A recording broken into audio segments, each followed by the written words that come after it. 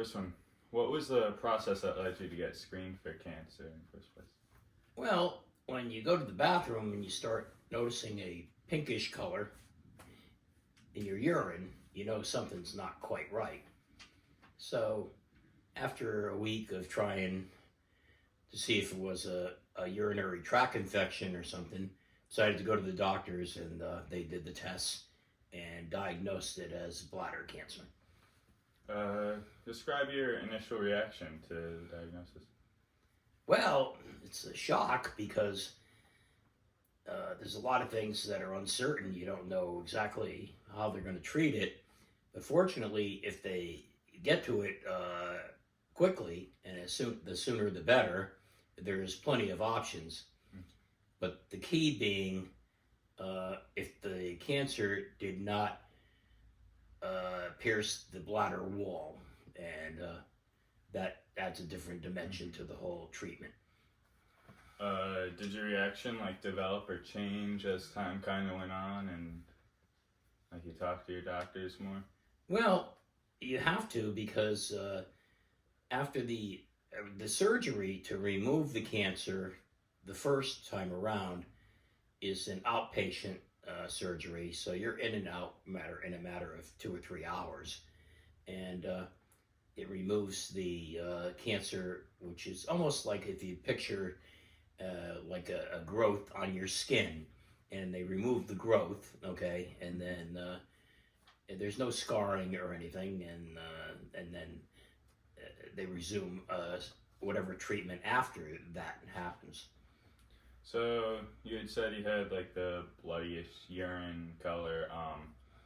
Some other symptoms are burning sensations. Did you experience stuff like that? There is some burning sensation, but the most difficult part was you always had the feeling that you had to go to the bathroom, and you did, because you couldn't hold it. You had no retention at all, so that's the difficult part. You'd always have to be near a bathroom. What had led you to get hospitalized? I remember visiting you in the hospital. Well, what we were talking about earlier, before in this, is the first bout with the bladder cancer. So, like I mentioned, if it doesn't pierce the bladder wall, it was treated with a 1-day surgery. So what the doctor did then was, in case any of the cancerous cells were left in the bladder, he treated it with a program called immunotherapy, where they use the body's own immune system to fight off the cancer if there were any cells remaining. So what they do is fill your bladder with a bacterial, not for a better word, solution, and your body's own immune system naturally goes to attack that bacteria that's in your bladder, and at the same time would destroy the cancer cells that are left also. Okay.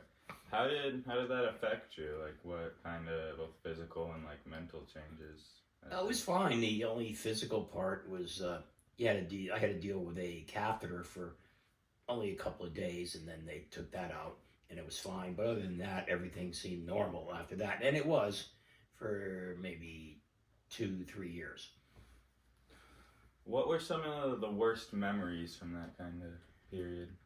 Well, it was a relief to get it done with, and knowing that it turned out well. However, like I said, 2 or 3 years later, it reoccurred, the blood in the urine. Only this time, the picture was a little different, because when the doctor went in and checked it out, it had pierced the bladder wall. So what treatment did you do that time? Now this time, everything was different.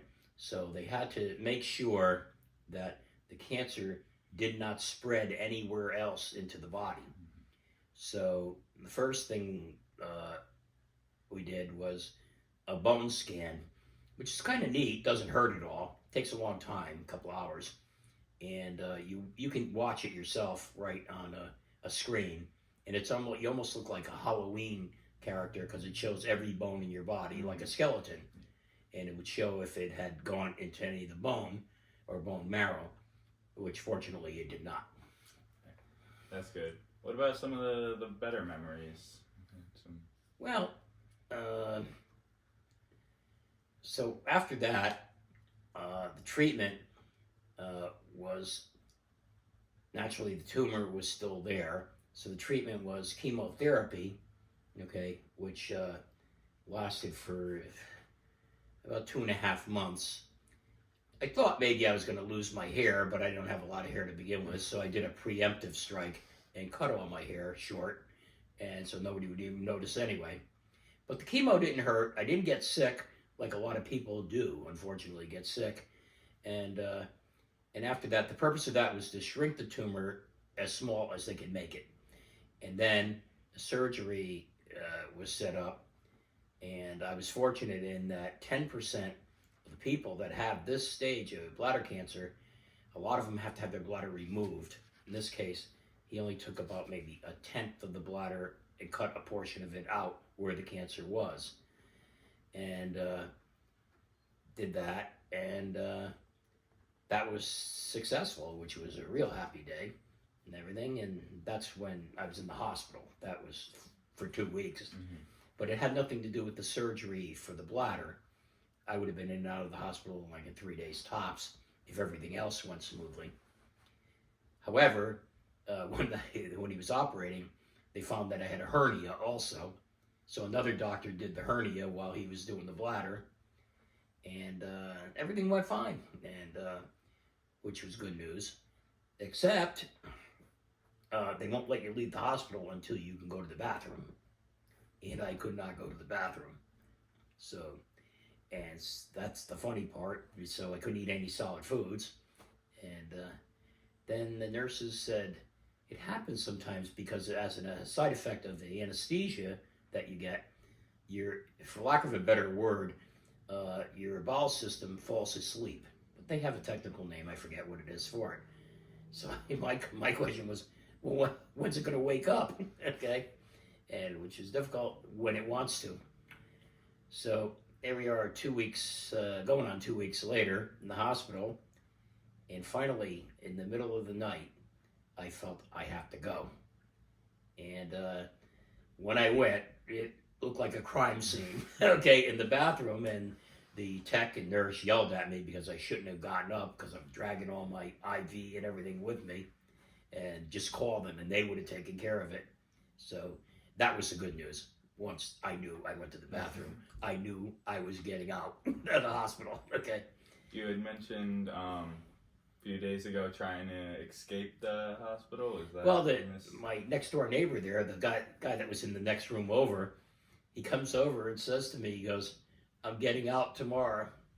I said, "Oh, you lucky son of a gun." I said, "Do me a favor, leave the bed sheets hanging so I can climb down after you." It was like a prison break, but that was the fun part of it, getting out and everything. How were your doctors and everything? Excellent. They were good. There was one doctor, like I said, with the hernia part of it, I didn't even know who it was. But when when she came into the room and said, "You don't remember me, but I remember you," and she was the one that did the hernia operation, and she was very nice and everything. What traits helped you kind of get through, especially with that extended period of time being in the hospital? Well, you have to you can't give up, and you depend on the doctors and the people, the medical staff there, and they are very good, okay, at getting to you to the point where you want to be, and you listen to what they say, and if you do listen to what they say, you'll get to that point. Is there any advice you have for anyone else that might be going through that? Well, especially you guys know smoking. Smoking is the number one cause of bladder cancer. Number one. Not even close. And there's no doubt about it. It's not saying, well, they're saying that. It is the number one cause for bladder cancer. How did your experience impact you in a positive way later in life? Well, later, I gave up smoking eventually.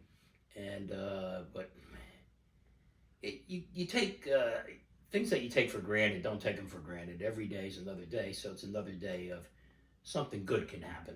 And that's well, That's it. Thank you. Oh, ready?